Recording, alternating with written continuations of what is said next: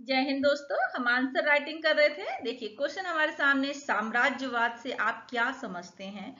अगर आपका subject optional history है तो ये क्वेश्चन आपको देखने को मिल सकता है। जीएस पेपर फर्स्ट में भी क्वेश्चन आपको देखने को मिल सकता है।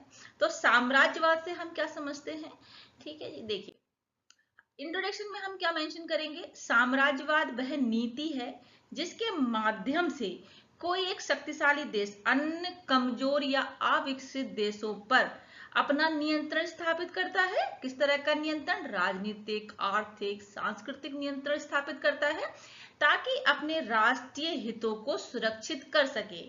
ठीक है जी। कौन से राष्ट्रीय हित, जैसे कि कच्चा माल लेना, जिस जिस जो भी देश है दूसरे देश पर जब हावी हो जाता है, नियंत्रण स्थापित कर लेता है, तो कच्चे माल का एक स्रोत बन जाता है दूसरा देश। ठीक है जी।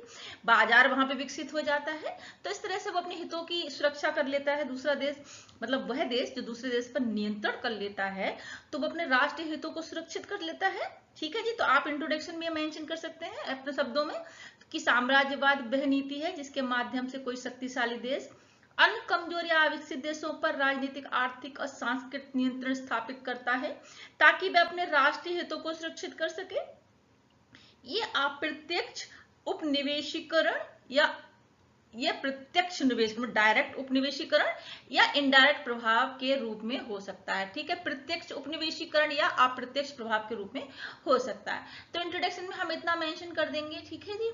अब मेन पार्ट में देखिए क्या लिखेंगे।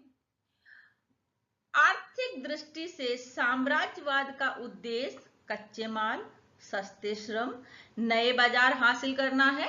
ठीक है जी। साम्राज्यवाद का मेन उद्देश्य क्या होता है, ठीक है जी। जैसे किसी देश पर आपने नियंत्रण कर लिया, ठीक, कोई देश किसी देश पर नियंत्रण कर लेता है तो वो एक कच्चे माल का स्रोत बन जाता है, सस्ता श्रम वहां से मौजूद हो जाता है। ठीक है, नए बाजार हासिल हो जाते हैं। तो आर्थिक दृष्टि से अगर देखें तो साम्राज्यवाद का उद्देश्य क्या है, कच्चे माल, सस्ते श्रम और नए बाजार हासिल करना है। इतना मेंशन कर सकते हैं मेन पार्ट में। इससे क्या होता है, जो उपनिवेशित अर्थव्यवस्थाएं होती हैं वो आर्थिक शोषण का शिकार बनती हैं। ठीक है, निर्भरता का शिकार बनती हैं।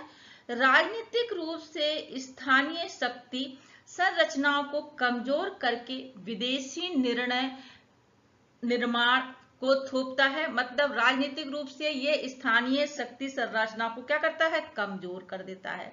उसका कमजोर करके क्या है, विदेशी निर्णय होते हैं, निर्माण होते हैं, वो काम करते हैं। ठीक है, उन चीजों को थोप दिया जाता है। सांस्कृतिक स्तर पर देखिए, ये राजनीतिक स्तर पर था और ये आपका था आर्थिक स्तर पर। आर्थिक दृष्टि से हमने देखा, राजनीतिक रूप से हमने देखा, अब हम देखेंगे सांस्कृतिक स्तर पर। सांस्कृतिक स्तर पर साम्राज्यवाद